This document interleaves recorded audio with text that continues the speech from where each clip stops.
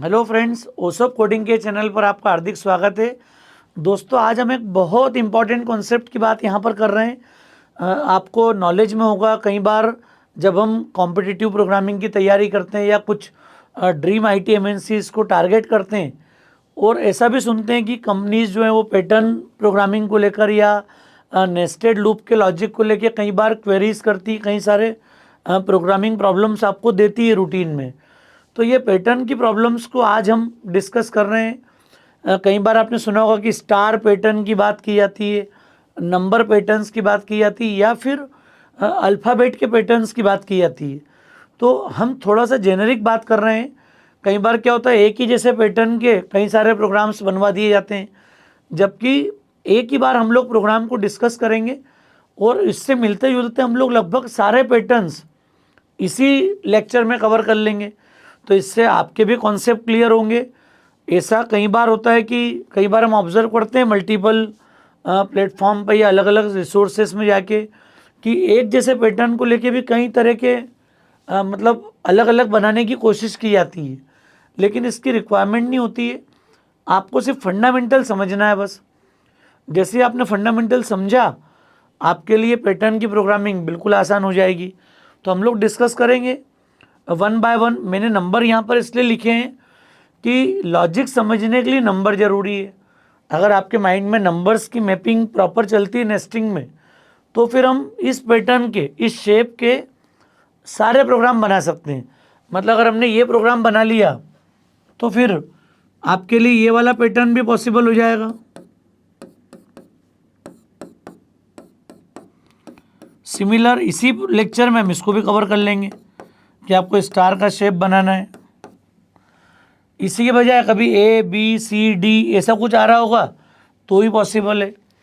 मतलब इस पैटर्न से मिलते जुलते सारे काम हम इसी लेक्चर में आज फिनिश कर लेंगे। अलग अलग प्रोग्राम बनाने की नीड नहीं होगी। आपको लग जाएगा कि बड़ी आसानी से हम ये काम कर पा रहे हैं। तो दोस्तों, मैंने 1 2 3 4 को पहले इसलिए लिखा है क्योंकि अगर हमें लॉजिक बनाना है, प्रैक्टिस डेवलप करना है, तो सबसे बेटर तरीका पहले न्यूमेरिक वैल्यू से काम करें अपन। न्यूमेरिक वैल्यू से आपके लॉजिक बनेंगे और फिर आप उसको किसी भी शेप में कन्वर्ट कर लो। बाद में हम किसी पैटर्न में कन्वर्ट कर लेंगे। तो हर तरह के पैटर्न को लेके मैं एक एक कोड आपके साथ में लिखूंगा। बाद में आप इनको कंबाइन भी कर सकते हो यूज़ करके। तो दोस्तों, पहले हम इसकी बात कर रहे हैं सामने। पैटर्न की प्रोग्रामिंग में हमेशा ये समझ में आता है आपको कि ये दो लूप की प्रॉब्लम है। दो लूप की क्यों है? एक लूप हमारा काउंट करेगा टोटल नंबर ऑफ रोज, तो ये first row, second row, third row और ये फोर्थ रो। मतलब सबसे पहले हमें ये क्लियर हो जाए कि टोटल नंबर ऑफ रोज कितनी है। 2 है, 4 है, 6, कितनी रोज के लिए बात कर रहे हो उतनी लाइन जनरेट हो रही है यहाँ पर। तो ये हमको समझ में आया कि first line, second line, third line, fourth line ये मेंटेन करेगा आउटर लूप। मतलब ऐसा कोई भी लॉजिक जब आप बनाते हो तो एक लॉजिक बनेगा किसके लिए? टोटल नंबर ऑफ लाइंस, चाहे वो प्रोग्राम कोई भी हो। स्टार होगा तो भी 1 2 3 4 4 लाइन का कॉन्सेप्ट है। अब जब फर्स्ट राउंड, मतलब आउटर लूप का फर्स्ट राउंड हो, तो इनर लूप एक बार चले। मतलब यहाँ पर कॉन्सेप्ट क्या है हमारा कि आउटर की एक वैल्यू के लिए इनर कितनी बार एग्जीक्यूट हो? 1 टाइम। आउटर की सेकेंड वैल्यू के लिए इनर 2 टाइम्स, थर्ड वैल्यू के लिए इनर 3 टाइम्स।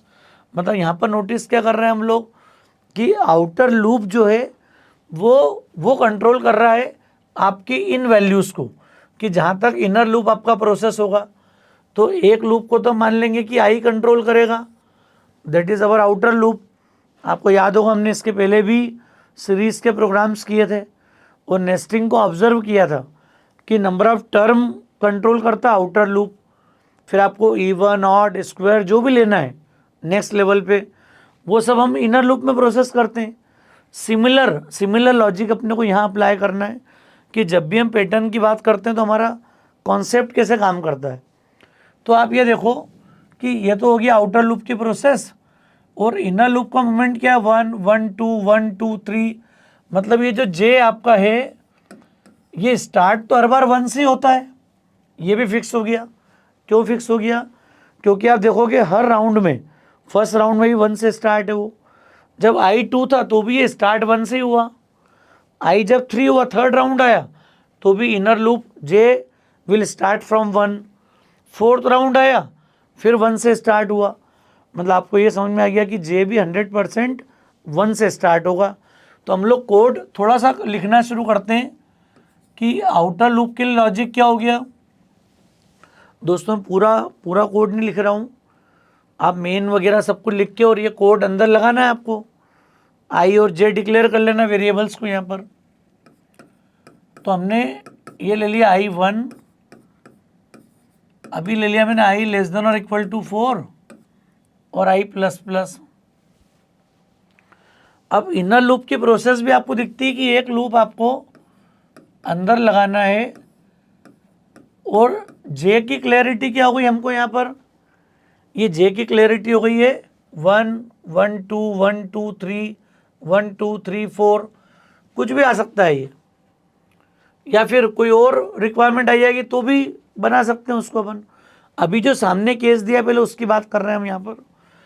तो ये तय हो गया कि I की वैल्यू 1 हो, 2 हो, 3 हो, 4 हो। J आपका 100% 1 से स्टार्ट होगा, तो J आपका हो गया 1। अब चूंकि 1 से शुरू हो रहा है और आगे बढ़ रहा है ये, 1 के बाद 2 भी हो रहा है, 3 भी हो रहा है, 4 भी हो रहा है।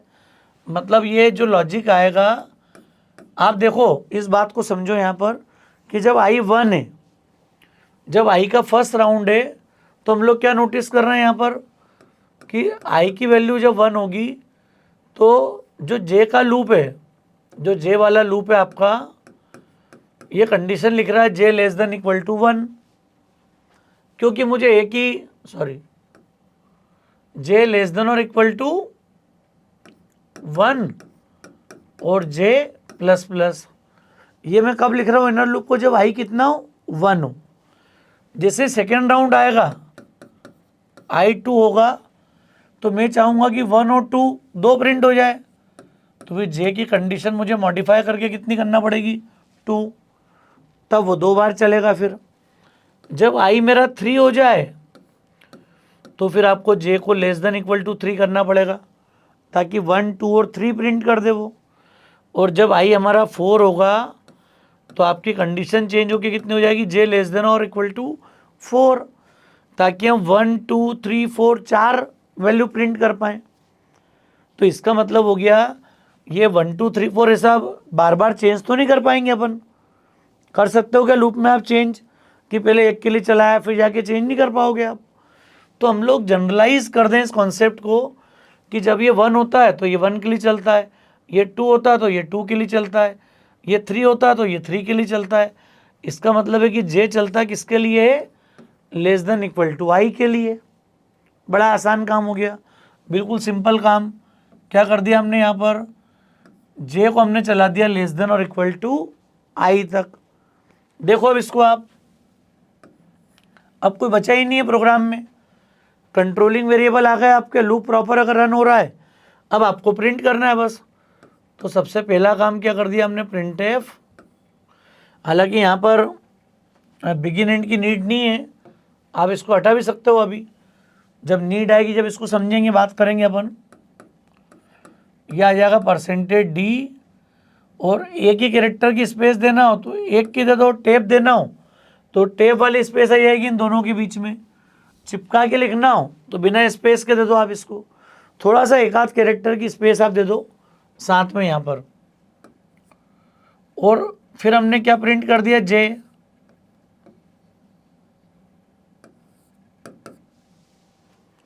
तो ये स्टेप हमारे लिए इंपॉर्टेंट है। क्या होगा इससे, चला के देखते हैं अपन। जब पहली बार I 1 J 1, तो ये I की वैल्यू 1 पुटअप हो गई, 1 less than equal to 1, true. True मतलब J प्रिंट कर दो, तो ये पहली वैल्यू प्रिंट हो गई 1।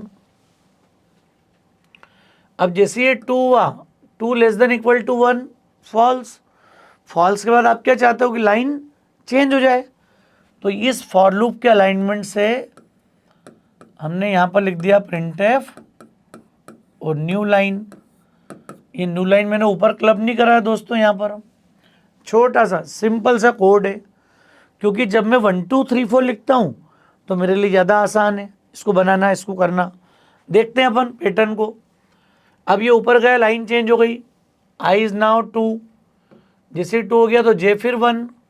अब चूंकि आई 2 है तो यहाँ आप देखो आप 2 आ जाएगा, मतलब जो इनर लूप है वो कितने राउंड प्रोसेस होगा, 2 बार।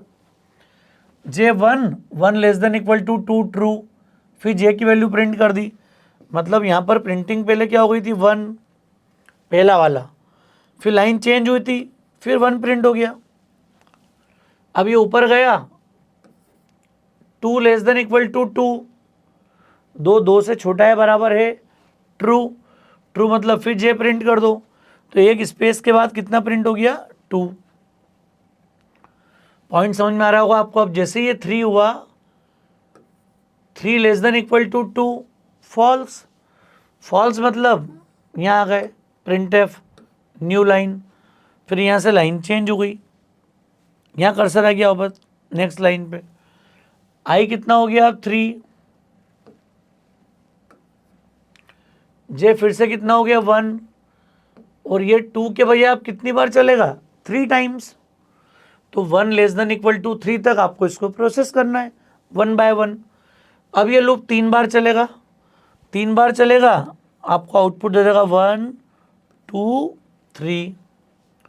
ऑब्जर्व हो रहा है, 1 2 3 से आप थोड़ा ज़्यादा कॉन्फिडेंट होंगे, इजीली अपना लॉजिक बना पाएंगे। इसी कोड के लिए कई तरह के लॉजिक अप्लीकेबल हैं, कई तरह की वैल्यू से आप ये वाला शेप जनरेट कर सकते हो, लेकिन ये ईजीएस्ट वे, सिंपल तरीका है इसका। अब न्यू लाइन, फिर लाइन चेंज हो गई, आई कितना हो गया, 4 less than equal to 4, true.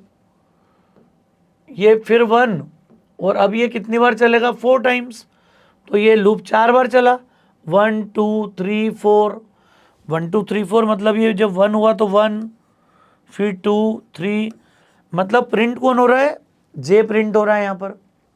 और आप देखो ये शेप जनरेट हो गया पूरा। अब जब ये जे 5 होगा तो फॉल्स, न्यू लाइन, और आई कितना हो गया, आई इज नाउ 4, सॉरी 5। तो ये इसी प्रोसेस के हिसाब से पूरी एग्जीक्यूशन चलता है हमारा। अब जब ये पूरी प्रोसेस स्टॉप हो गई, आपको आउटपुट दिख गया यहाँ पर कि आउटर लूप ने क्या कंट्रोल करा कि टोटल नंबर ऑफ लाइंस कितनी है, और इनर लूप में हमने ऑब्जर्व किया कि वैल्यू हमारी आ रही 1 1 2 1 2 3 1 2 3 4। अब इसी को आप समझना, इसी वजह अगर ये स्टार हो जाता तो शेप देखो आप, शेप तो वही है, सेम शेप है, कोई शेप में डिफरेंस है क्या। तो आप सिंपली क्या करोगे, यहाँ पर कोई अलग से प्रोग्राम बना के आपको एफर्ट्स नहीं करना है, चूँकि शेप का लॉजिक आपको क्लियर है पूरा। तो मैं जे को प्रिंट करने के बजाय मैं किसको प्रिंट कर दूंगा यहाँ पर, अच्छा किसको से प्रिंट कर सकता हूँ, स्टार को। तो आप क्या कर दोगे, हमने प्रिंट कर दिया स्टार और एक स्पेस दे दी, बस कुछ भी नहीं करना है आपको। जैसे हमने ये दिया तो ये स्टार वाला लॉजिक प्रिंट हो गया सेम। तो कोई अलग से कोडिंग करना पड़ेगी क्या आपको इसके लिए, या कोई अलग से कोई नया लॉजिक क्रिएट करना है क्या, कोई नया लॉजिक क्रिएट नहीं करना है हमें। शेप अगर बन गया है तो मैं चाहे तो 1 2 1 2 3 प्रिंट करूं, स्टार प्रिंट करूं, दोनों केस में पॉसिबल है। हाँ, किसी को ये भी लग सकता था कि ऐसा कुछ आ जाए 2 2 3 3 3। अब आपको समझ में आ गया होगा ये क्या है, शेप वही है।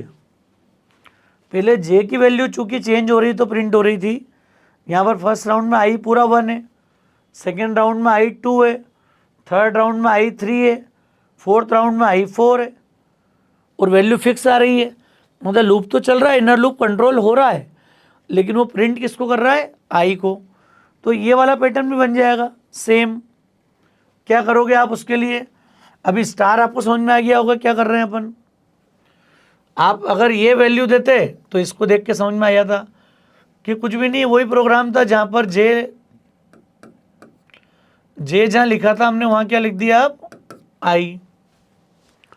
लॉजिक से लेके सब कुछ वही है, सारे कॉन्सेप्ट वही हैं। तो ये पैटर्न के थॉट आपके माइंड में होना चाहिए। पैटर्न अगर आपको क्लियर है तो आप कुछ भी कर सकते हो जाके वैल्यू के साथ। तो कई तरह के वेरिएशंस आप दे सकते हो। इसी में कोई चाहेगा तो अल्फ़ाबेट भी हम प्रिंट कर सकते हैं। अल्फ़ाबेट प्रिंट कर सकते हैं मतलब अगर आप ये नहीं चाहते अभी आई वाली वैल्यू, सेम लॉजिक, एक तरीका तो ये है कि आप ऐसा लिख लो, इसमें तो कुछ भी नहीं करना रहेगा अपने को, ए बी सी और डी। तो इसके लिए क्या होगा, इसकी कैपिटल ए की आज की वैल्यू हमने पढ़ी है कि कैपिटल ए की आज की वैल्यू कितनी होती है 65 और 66, 67, 68 ऐसा मूव करेगा। तो आज की वैल्यू बढ़ती आ रही है अगर आपका स्टार्टिंग कैरेक्टर हो तो। चूंकि हर रो में आपको ए से स्टार्ट करना है तो आप कुछ भी नहीं कर सकते हो। यहाँ पर चूंकि जे लिया था हमने और जे कितना था 1 2 3 4 1 2, ये मूवमेंट चल रहा है।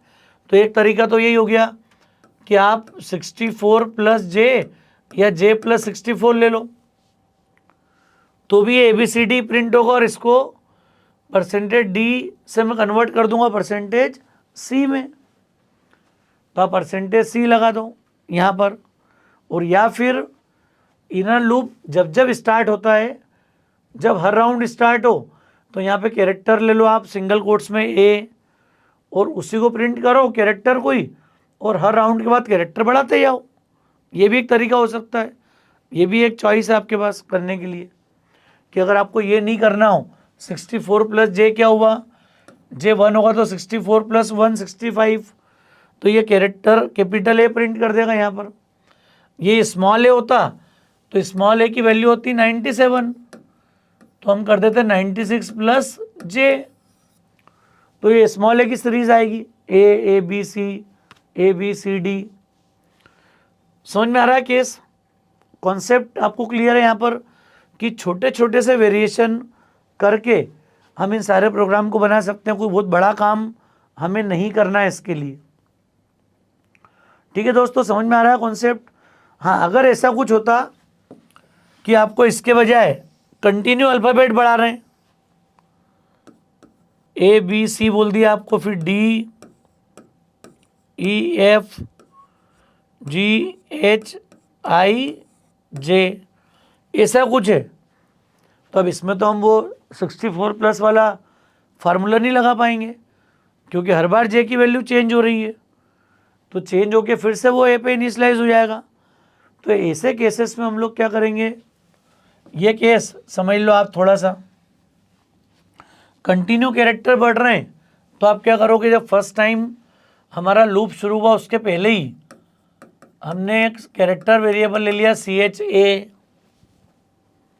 ए को लेते गए हम, और यहाँ पर हमने किसको प्रिंट कर दिया, उस कैरेक्टर को, मतलब आई और जे तो कंट्रोल करेंगे अब, और आपने कैरेक्टर टाइप का वेरिएबल ले लिया और उसको कैरेक्टर कांस्टेंट कैपिटल ए दे दिया हमने। पहली बार में ये कैपिटल ए प्रिंट कर देगी, और प्रिंट करने के बाद अपन क्या चाह रहे हैं यहाँ पर कि इसी से वैल्यू बढ़ती जाए हर बार बढ़े। तो क्या करेंगे, हम चाहें तो इसी के साथ ब्लॉक बना के कैरेक्टर प्लस प्लस करते जाओ आप, या यहीं लिख दो CH प्लस प्लस। तो जब ये अगली बार आएगा कैपिटल ए के बाद तो ये बी बन चुका होगा, उसके अगली बार आएगा तो सी बन चुका होगा, उसके अगली बार आएगा डी बन चुका होगा। तो वो ऑटोमेटिक इंक्रीमेंट करते जाएगा वैल्यू को। तो जब नेक्स्ट टाइम आएंगे तो बी मिल जाएगी वैल्यू यहाँ पर लिखी हुई, फिर एक राउंड बढ़ेगा सी मिल जाएगी यहाँ पर। तो आप चाहो तो अगर प्लस प्लस ऑपरेटर हमने पढ़ा है तो पोस्ट इंक्रीमेंट लगा दो, ताकि पहली बार तो कैपिटल ए प्रिंट हो और इमीडिएट बाद उस कैरेक्टर की वैल्यू बढ़ जाए, ए से बी हो जाए, ताकि जब जे का नेक्स्ट राउंड आए तो वो बी प्रिंट हो, फिर नेक्स्ट राउंड आए सी प्रिंट हो।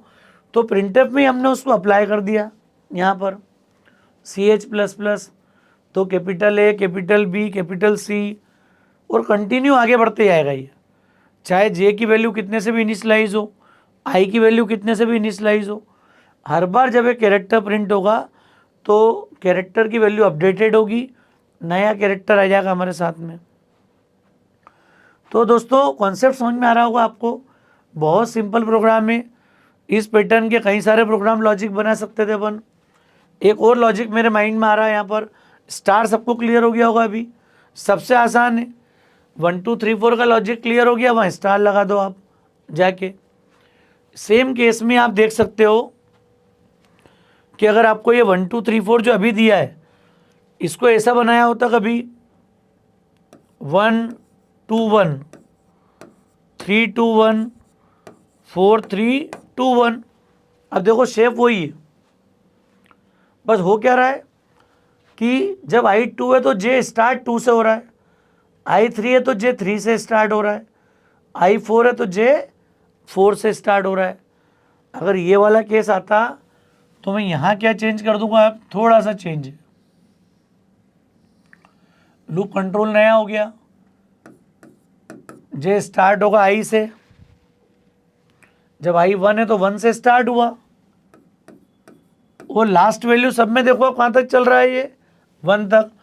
तो सॉरी, J ग्रेटर देन और इक्वल टू 1, और J माइनस माइनस, तो J I से स्टार्ट हो, J greater than equal to 1 तक चले, और J माइनस माइनस कर दो। तो यही छोटे छोटे से चेंज है, आपको इन छोटे छोटे चेंज अप्लाई कर दो। कभी शुरू करते समय ध्यान रखो, कभी फिनिशिंग में ध्यान रखो। वैल्यू प्लस माइनस ये हो जाएगी 1 2 1 3 2 1 4 3 2 1, इस पैटर्न पे प्रिंट कर देगा। अच्छा, यहाँ से भी स्टार, इससे भी स्टार प्रिंट कर दो आप, इससे भी कैरेक्टर प्रिंट कर दो, फर्क थोड़ी पड़ेगा उससे। ये सिर्फ लूप कंट्रोलिंग है बस आपकी। ये कब अफेक्ट करेगी, जब एग्जैक्ट 1 2 3 4 आपको प्रिंट करना हो। बाकी ABCD प्रिंट करना हो तो भी कोई परेशानी नहीं है, क्लियर। आपको स्टार प्रिंट करना हो तो भी ये लूप भी चल जाएगा, क्योंकि ये पैटर्न का लॉजिक है। पैटर्न का लॉजिक सेट हो गया तो मैं कई तरीक़ों से इसी पैटर्न को ड्रॉ कर सकता हूँ। तो दोस्तों, इसी प्रोग्राम में मैंने आपको बता दिया है कि हम अल्फ़ाबेट को भी मूव करा सकते हैं। यहाँ पर स्टार कोई और कैरेक्टर किसी के माइंड में हो कि मैं A दिखाऊँ कंटिन्यू सारा, या S दिखाएं। कई बार होता है किसी पर्टिकुलर कैरेक्टर से आपको ज़्यादा अटैचमेंट होता है, तो फिर वैसा प्रिंट कर दो यहाँ पर जाके आप। तो ये कोई बहुत बड़ा काम नहीं है प्रोग्रामिंग में, सिर्फ प्रैक्टिस का काम है। अगर आपने नेस्टिंग की प्रैक्टिस कर ली है तो मैं हर पैटर्न को लेके एक एक बार उसका लॉजिक डिफाइन कर दूंगा, जिससे आपको क्लैरिटी होगी कि हम इससे रिलेटेड सारे पैटर्न इस एक ही प्रोग्राम से बना सकते हैं। तो एक बार अगर ये इतना सा लॉजिक लिखा, छोटा छोटा सा प्लस माइनस चेंज कर लो, कभी J लोअर से अपर पे जाएगा, कभी अपर से लोअर पे जाएगा, इतना सा अंतर है बस। तो मुझे उम्मीद है दोस्तों कॉन्सेप्ट आपको समझ में आ गया होगा। कई तरह की वेरिएशन, चूँकि शेप एक ही है तो आपको बार बार कन्फ्यूज़न नहीं हो, आपका कॉन्फिडेंस बन जाए कि मैं एक पैटर्न लगा लूँगा फिर मैं कुछ भी कर सकता हूँ। ये वाला कॉन्फिडेंस आपके पास आना ज़रूरी है। तो मुझे उम्मीद है आपको कॉन्सेप्ट क्लियर होगा। अगर कुछ क्वेरीज हो, डाउट हो तो कमेंट करके ज़रूर बताइएगा हमको। अगर आपने अभी तक चैनल को सब्सक्राइब नहीं किया है तो मेरा रिक्वेस्ट है, प्लीज़ चैनल को आप याद से सब्सक्राइब कीजिए, बेल आइकॉन ज़रूर प्रेस कीजिए, जिससे आप हमेशा नोटिफाइड रहें। और दोस्तों, हम लोग कमिटेड हैं यूनिक कंटेंट डिलीवरी के लिए, बेस्ट प्रोग्रामिंग फाउंडेशन के लिए। Thank you.